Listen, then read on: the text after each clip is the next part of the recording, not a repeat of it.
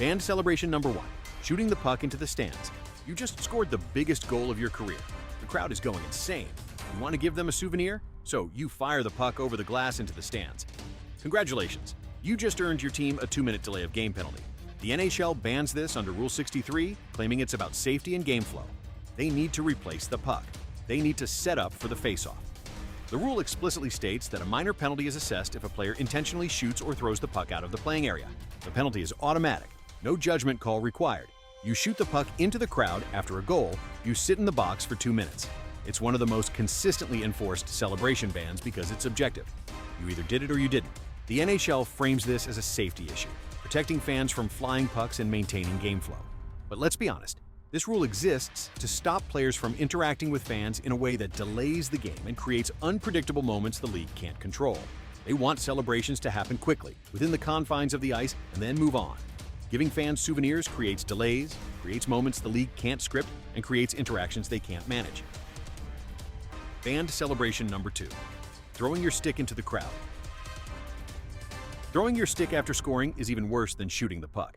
The NHL assesses penalties for any instance where a stick is thrown outside the playing area, and the severity depends entirely on the official's assessment of intent.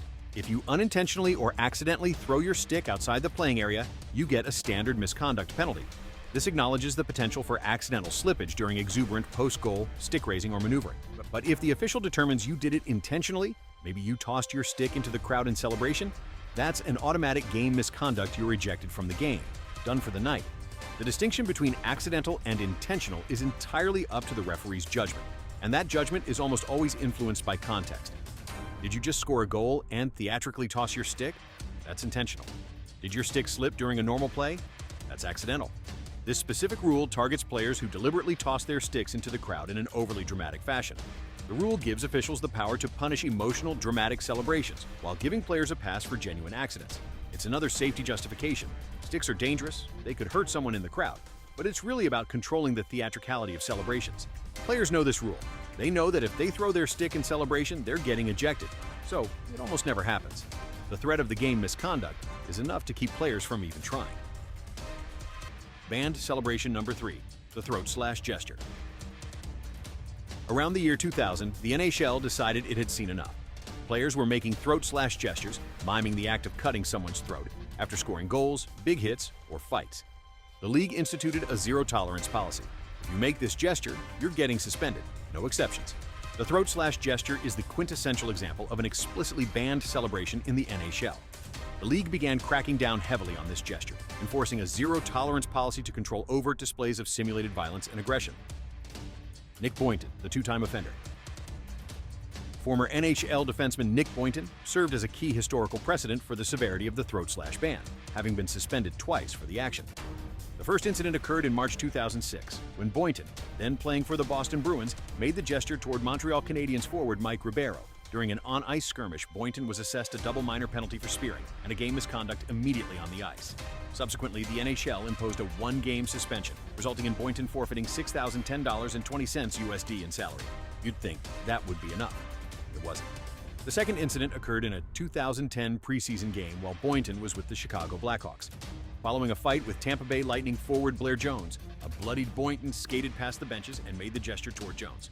He was suspended for 1 regular season game, with the league explicitly citing his status as a 2-time offender as the reason for the suspension over a simple fine. He forfeited $2,688.17 USD in salary for this preseason violation. The punitive difference between a simple minor penalty and an immediate player safety review leading to suspension demonstrates that the league views such actions as violations of a moral code related to violence, overriding standard game enforcement. Nazem Kadri, the $5,000 lesson. In 2016, Nazem Kadri of the Toronto Maple Leafs was also disciplined for the gesture. Kadri made the throat slash toward Calgary Flames defenseman Mark Giordano. After taking exception to a heavy hit, Kadri was subsequently fined $5,000 for the action. The imposition of a substantial monetary penalty, even for a first-time high-profile offender like Kadri, establishes a high cost for engaging in threatening communication on the ice. The distinction between Boynton's suspension and Kadri's fine suggests a tiered enforcement. Suspensions are reserved for repeat offenders or flagrant acts of aggression, while $5,000 fines are typical disciplinary actions for first-time violations of this nature. In both cases, the gesture was directly linked to taunting or retaliation following physical confrontation, confirming that the ban targets aggression and disrespect rather than mere exuberant celebration. The throat slash is the one gesture the NHL will never tolerate because it simulates lethal violence and creates an image problem the leagues can't afford. While these examples weren't strictly post-goal celebrations, the ban applies equally to any situation, including after scoring. The league's zero-tolerance policy means that if you score a goal and make this gesture toward the opposing bench or a specific player, you're facing the same punishment: fines for first offenses, suspensions for repeat violations. Banned celebration number 4: excessive celebration and taunting. This is the most subjective ban on the list. NHL Rule 75 covers excessive celebration following a significant play, but the word excessive is never defined. What's excessive to one referee might be perfectly fine to another. NHL Rule 75, dedicated to unsportsmanlike conduct, serves as the primary mechanism for regulating player conduct deemed outside the generally accepted spirit of sportsmanship. This rule grants officials broad discretion to penalize actions that are viewed as abusive, disruptive, or excessively celebratory. Unsportsmanlike conduct is not limited to physical infractions. It explicitly targets verbal abuse, taunting of opponents or officials, and, crucially, an excessive celebration following a significant play. The application of Rule 75 is inherently subjective. Policy analysis confirms that unsportsmanlike conduct penalties are extremely subjective and can manifest in a multitude of ways. Generally speaking, any action, gesture, or verbal exchange done before, during, or after play that is out of line with the game's values may constitute a violation. The rule gives officials massive discretion to penalize anything they view as over the top. If you celebrate too long, too dramatically, or in a way that seems designed to embarrass your opponent after scoring, you can be assessed a 2-minute minor penalty for unsportsmanlike conduct. Should the disruptive or negative action persist, the player may be assessed an additional game misconduct penalty. In practice, referees rarely call this penalty unless the celebration involves direct taunting of an opponent. You can jump around, scream, and celebrate with your teammates all you want. But the moment you turn toward the opposing bench and start gesturing or yelling at them after your goal, you're crossing the line. The problem is that the line keeps moving. What's acceptable one night might trigger a penalty the next, depending on the referee, the opponent's reaction, and the context of the game. This ambiguity is intentional.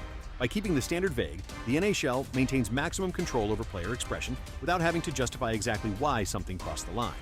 Examples of what could trigger this penalty include skating past the opposing bench while pointing at specific players, making mocking gestures toward the goalie you just scored on, or celebrating directly in front of the opposing team's bench in a way that's clearly designed to provoke a reaction. Banned celebration number 5: the Griddy dance. The tension between the old code and modern expression came to a head with the Griddy, a choreographed dance move popularized in the NFL. The conflict between the unwritten code and modern expression crystallized recently with the appearance of the Griddy dance. The Griddy became a regulatory flashpoint when Detroit Red Wings defenseman Jake Walman performed it after scoring a crucial penalty shot goal in overtime against the Vancouver Canucks.